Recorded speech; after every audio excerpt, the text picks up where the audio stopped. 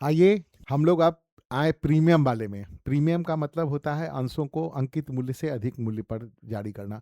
जैसे 10 रुपये के शेयर के बदले यदि उसका अंकित मूल्य 10 रुपया है और कंपनी 15 रुपया उस पर मांगती है, तो इसका मतलब हुआ 5 रुपया प्रीमियम के लिए लिया गया है। और ये जो प्रीमियम की राशि होती है, आप जानते हैं जब इशू ऑफ शेयर्स हम लोग बनाए थे, ये कंपनी के लिए पूंजीगत लाभ होता है, कैपिटल प्रॉफिट। तो आइए प्रश्न को पहले हम लोग वर्किंग्स में लिख लें। क्वेश्चन कहता है Ajay holds 100 shares of 10 each. कहता है कि अजय के पास 100 अंश है, 10 रुपया का है, जिसमें वो केवल 5 रुपया पर शेयर पर दिया है। कैसे कैसे दिया है? 3 रुपया एप्लीकेशन पर, 2 रुपया अलॉटमेंट पर, 1 रुपया प्रीमियम समेत on the allotment. The application and allotment money where has been failed to pay the call of failed to pay the call of ₹6। वो कहता है केवल वो हमारा 3 रुपया एप्लीकेशन पर, 2 रुपया अलॉटमेंट पर दिया, जिसमें 1 रुपया प्रीमियम का था, लेकिन कॉल मनी 6 रुपया पर शेयर नहीं दिया गया। इस अंश को जब्त कर लिया गया। तो एक टेबल पहले बना लीजिए वर्किंग्स में।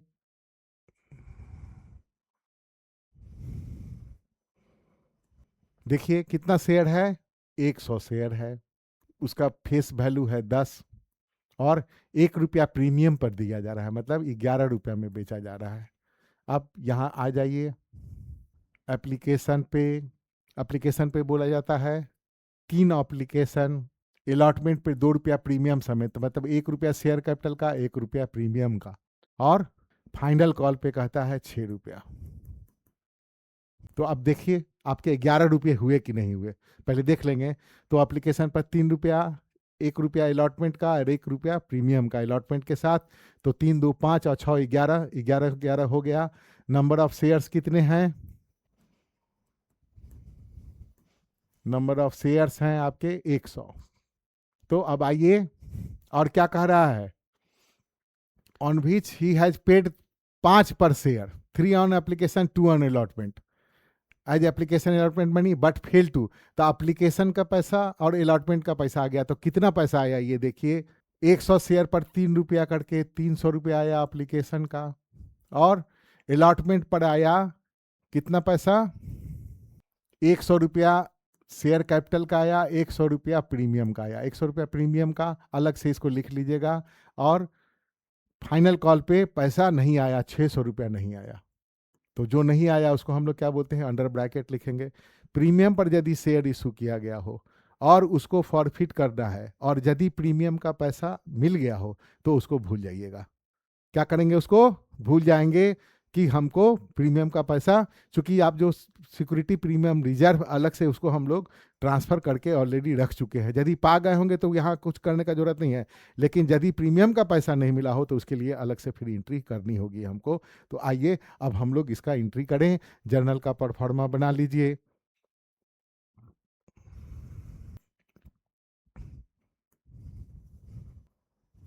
ऊपर में लिख दीजिएगा एंट्रीज, ये लिखना जरूर, हेडिंग जरूर लिखिएगा, entries in the books of company. नाम होगा तो नाम दे दीजिएगा, नहीं तो कुछ देने की जरूरत नहीं है। यहाँ प्रश्न बनाइएगा तो हमेशा ये ऐसा नहीं केवल परफॉर्मा, आप कुछ परीक्षा देने जा रहे हैं तो आपको ये सब भी लिखना जरूरी है। बोलेगा नहीं सर इतना हमेशा लिखते रहें, ऐसा थोड़ा है। लेकिन एग्जामिनर आपका नंबर क्या करेगा, डिडक्ट कर देगा यदि ये सब आप पर्टिकुलर्स डेट नहीं लिखिएगा। मालूम है, एग्जामिनर को ही मालूम है कि बच्चा जानता है, आपको भी मालूम है कि हम जानते हैं, लेकिन परीक्षा में आपको लिखना पड़ेगा। घर में आप ऐसे बनाइए मत लिखिए, लेकिन परीक्षा में आपको, और घर में भी लिखा कीजिए, तभी ना प्रैक्टिस रहेगा तो एग्जाम में भी लिखेगा। नहीं तो क्या होगा, वहाँ पर आप छूट दीजिएगा। और यदि प्रश्न में लिखा गया कि there is no need of narration, तो न मत लिखिएगा। लेकिन यदि कहता है कि विथ कुछ नहीं कहता है तो विथ नारेशन लिखना, चूंकि जर्नल क्या है, बुक्स ऑफ प्राइमरी एंट्री है। जर्नल क्या है, बुक्स ऑफ प्राइमरी एंट्री है। तो उसका जो प्रॉपर वे है, प्रॉपर परफॉर्मा है, उसी के अनुसार से हम लोग लिखें। देखिए डेट कॉलम में कुछ हम नहीं लिखते हैं, चूंकि दिया ही नहीं है, लेकिन हम जब परफॉर्मा बनाते हैं जर्नल का तो डेट कॉलम मेंशन करते रहता है कि नहीं। अब आइए हम लोग एंट्री करें। अंश का फेस वैल्यू कितना है रे भैया, 10, और कितने अंश को जब्त कर रहे हैं, 100 अंश को। तो शेयर कैपिटल डेबिट कीजिएगा, चूंकि अंश पूंजी अंशों के हरण से घटती है, तो शेयर कैपिटल अकाउंट को डेबिट कर देंगे। शेयर कैपिटल अकाउंट डेबिट, कितना रे भैया, 100 शेयर है, उसका फेस वैल्यू कितना है, 10।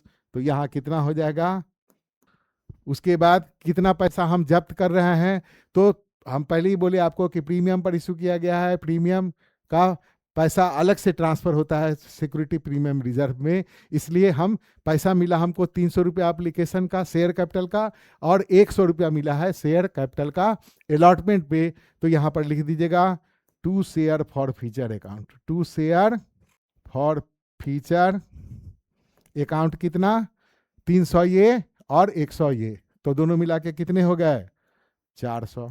और लिख दीजिएगा टू शेयर फाइनल कॉल, देखिए ब्रैकेट में कितना पैसा लिखा हुआ है 600, 1000 से डेबिट 1000 से क्रेडिट, बस ये क्वेश्चन आपका सॉल्व हो गया। और नरेशन लिखना मत भूलिएगा, लिख दीजिएगा भाई बिंग शेयर्स 200 से 100 shares were forfeited due to non payment of, पूरा यदि लिखना चाहें non payment of final call money as per companies resolution number इतना इतना डेटेड इतना। अब आइए नेक्स्ट क्वेश्चन के हम लोग चले। अगला प्रश्न हम लोग चले, कहता है विजय होल्ड्स 200 शेयर्स ऑफ 10 ईच। कहता है विजय के पास कितने का 200 शेयर है और कितने दाम का शेयर है 110 रुपये का। कहता है 3 रुपये एप्लीकेशन का दिया, लेकिन अलॉटमेंट मनी 2 और फाइनल कॉल मनी 5 रुपया पर शेयर नहीं दिया।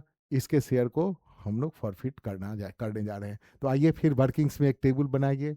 टेबल बनाने से देखिए आपको कितना सहूलियत हो रहा है, नहीं तो टेबल नहीं बनाएंगे तो कितना पैसा आएगा अलग से रफ में निकालिए, उससे बढ़िया है एक टेबल बना लीजिए।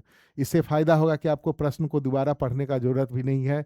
200 शेयर है, एप्लीकेशन, अलॉटमेंट और कॉल।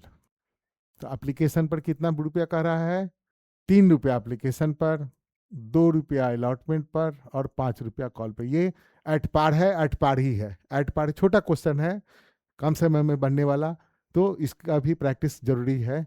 तो है शेयर्स कितने 200, तो नंबर ऑफ शेयर्स में 200 लिख दीजिए।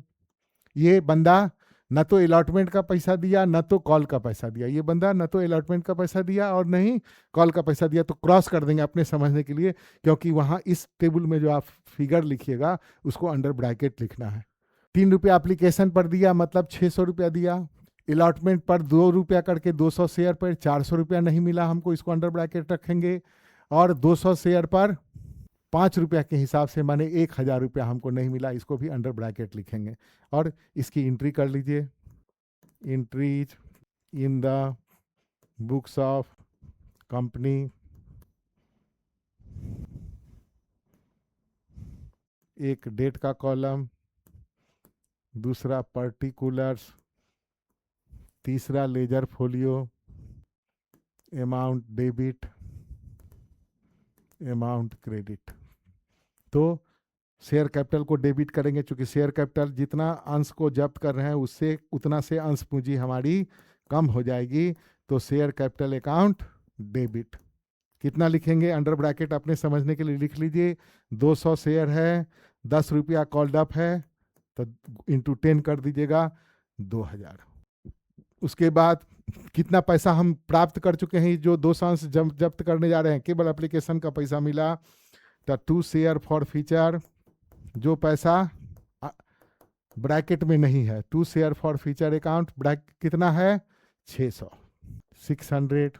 अब आइए 2 शेयर अलॉटमेंट, अलॉटमेंट पर कितना पैसा नहीं मिला जो अंडर ब्रैकेट में लिखा हुआ है, शेयर अलॉटमेंट अकाउंट, ये है आपका 1000। उसके बाद share final call account, share final कितना, सॉरी ये 400 रुपया होगा, 600 रुपया शेयर फॉर फ्यूचर था, 400 रुपया अलॉटमेंट था, और फाइनल कॉल पे कितना 1000, 2000 से डेबिट 2000 क्रेडिट से ये क्वेश्चन सॉल्व हुआ। और एक आज के क्लास का एक लास्ट क्वेश्चन, इसके बाद मैं बनाता हूँ, पहले प्रश्न पढ़ दूँ। कहता है निक्कू लिमिटेड 5000 अंश जो कि 10 रुपया का था, जो पूरा का पूरा मांग किया गया। कहता है अन्ना, ये 5000 शेयर किसका, अन्ना केवल हमको एप्लीकेशन और अलॉटमेंट का पैसा दिया। All the shares we are reissued to mister Abhi 9 पर शेयर फुल्ली पेड अप। तो एप्लीकेशन और अलॉटमेंट का ये नहीं कहता है प्रीमियम पर री इशू किया गया है, लेकिन ये क्वेश्चन री इशू का है तो थोड़ा अलग है। तो सबसे पहले हम लोग टेबल बनाना हमेशा याद रखिएगा, टेबल बनाने से आसानी होती है प्रश्न को सॉल्व करने में, और पूरा कॉन्फिडेंटली आप बनाते हैं। तो कितना शेयर है रे भैया? 5,000। और कितने दाम का है? 10 रुपये का है। तो नंबर ऑफ शेयर्स कितना होगा? 5,000। क्या कहता है? पूरा का पूरा मांग लिया गया है, केवल एप्लीकेशन मनी और अलॉटमेंट मनी, एप्लीकेशन और अलॉटमेंट मिलके 6 रुपया दिया। तो कॉल पर कितना? 10 रुपया का है, 10 रुपया मांगेंगे, 6 रुपया मांगा जा चुका है, तो कॉल पे कितना होगा? 4 रुपया। तो अब 5 रुपया, 5,000 शेयर पर 6 रुपया के हिसाब से आया तो कितना आया? 30,000। और 4 रुपया के हिसाब से 20,000 नहीं आया, और 5,000 शेयर पर 10 रुपया तो 50,000 रुपया आएगा। 50,000 का आपका हिसाब हो गया। जो नहीं आया उसको हम ब्रैकेट में लिखे, यहाँ पे लिख दीजिए entries in the books of company, एक डेट का कॉलम लिखिएगा। सबसे पहले हम लोग क्या करेंगे? शेयर कैपिटल को कमाएंगे। शेयर कैपिटल अकाउंट डेबिट, कितना? 5,000 शेयर है 10 रुपया का, तो यहाँ हो जाएगा 50,000। उसके बाद टू शेयर फॉर फ्यूचर, जब्त किए गए अंश पर जो पैसा प्राप्त किए उसको शेयर फॉर फ्यूचर अकाउंट में हम लोग क्या करेंगे? क्रेडिट करेंगे। जो आया कितना? 30,000। और यहाँ पर लिख देंगे to share call account, share call account 20,000 लिख देंगे। Narration being the shares were forfeited due to non payment of final call money as per company resolution.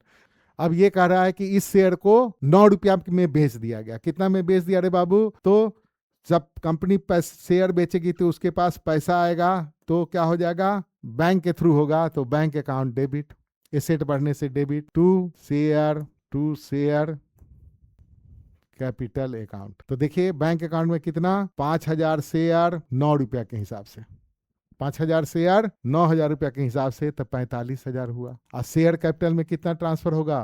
5,000 share 10 रुपया के हिसाब से, तो 50,000। तो देखिए दोनों बराबर है, डेबिट और क्रेडिट साइड नहीं। तो ये जो 5,000 रुपया है, ये शेयर को 50,000 के शेयर को 45,000 रुपये में बेचे, तो 5,000 रुपये का क्या हुआ? डिस्काउंट हुआ ना। तो इसको हम लोग डिस्काउंट को किससे काटेंगे? ये जो फॉर फीचर है ये लाभ है, तो और इसी को डिस्काउंट में बेचे तो इसी के पैसे से काट लेंगे। तो यहाँ पर लिख देंगे डेबिट क्रेडिट को बराबर कर देंगे, यहाँ लिख देंगे share for feature account debit कितना? 50 45 तो 5,000 लिख देंगे। बीइंग फॉरफिटेड शेयर वेयर री इशूड, और इस प्रॉफिट को, चूंकि यहाँ देखिए यहाँ प्रॉफिट है यहाँ लॉस है, तो बैलेंस शीट में कोई एक ही चीज दिखाइएगा ना, या तो प्रॉफिट दिखाइएगा या नहीं तो लॉस दिखाइएगा। तो शेयर फॉर फ्यूचर अकाउंट को क्लोज कर देंगे हम लोग। तो लिख देंगे शेयर फॉर फ्यूचर में 25,000 रुपया देखिए क्रेडिट है, 30,000 क्रेडिट था, 5,000 डेबिट था, तो नेट कितना क्रेडिट है? 25,000। तो यहाँ पे लिख देंगे share forfeiture account debit to 25,000, और इसको कहाँ ट्रांसफर कर देंगे? कैपिटल रिजर्व में। तो टू कैपिटल लिख देंगे the being balance of share forfeiture account transfer to capital reserve. आपका ये क्वेश्चन सॉल्व हुआ। अब अगले क्लास में हम लोग और दूसरे तरह के प्रश्न बनाएंगे।